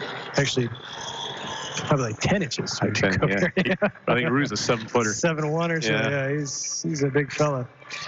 That's going to just about do it for us from here in Beale City. Again, your final 51-49. I want to again thank Shepherd's Agency, McLean Transmissions, Kelly's Pizza and Grill, L&J Meat Market, Pluger Mechanical, Advanced Optometry, Judy Kigildy Photography, Northern Truck Service, McBain Hardware, Huttinga Electric, Burkholder Family Funeral Home, McBain Auto Service, the Falmouth Co-op, McNally's Party Store, Don's Auto Click and High Point Cadillac GMC, McBain Rural Agricultural Schools, McBain Family Pharmacy, LC Materials, and the Wexford Missaukee Career Tech Center for their support of tonight's broadcast. Could not do it without them. If you get a chance to stop by and thank them, please do. Let them know you heard them here on CDY. Thank them for supporting Rambler and Comet Athletics here on 107.9 CDY. Before I let you wrap things up for us here, Dan, I have a quick message. Apparently, Hawkeye took a moment from being fanned and fed bonbons and was listening in. And he tells me that only the NMC girls are in action next week. Okay. Actually, I'm not even sure what he's saying. All I know is he says I'm wrong. NMC girls only next week. NMCS the following week versus Everett, I believe. In any case, check out our Facebook page, 107.9 CDY. We'll make sure we've got the schedule up there and correct. Maybe since Hawkeye was listening, he can post all of these post-game awards for me, and then he'll mention what our next broadcast is. Yeah. Gary. Maybe he's texting with his mouth full. That could be. He's got a bonbon and he's trying to use Siri. That could be. That's what you get for taking a night off, Gary. Hey, that leaves us with the most exciting 15 seconds in all of high school broadcasting. That is, of course, the Hawkeye Player of the Game, presented by L&J Meat Market. It's the most coveted award in all of high school athletics. Everybody's clamoring to find out. That's why you stick around to the end of this broadcast to see who gets it. Dan, who you got? L&J Meat Market Hawkeye Player of the Game, Caden McGillis. 4 first-half points, pouring it on in the second half with 16 to finish up with 20. Really, with the help of George Brown, the defensive end was the catalyst that made that run to make the game interesting. Unfortunately, that run a little bit too late, but the Ramblers not quitting, making the game very interesting.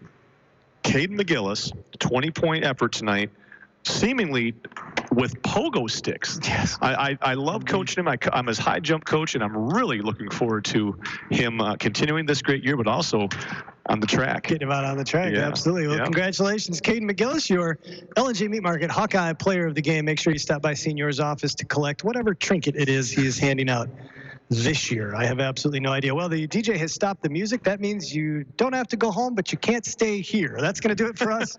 From Beale City, for our producer and engineer, Zach Wiggins, for Danver Berkmos, I'm Jay Simon. Thanks again for joining us, folks. Check out our Facebook page. Hawkeye will let you know for sure when we will be on the air next week. I think it's Tuesday night, but double check our Facebook page.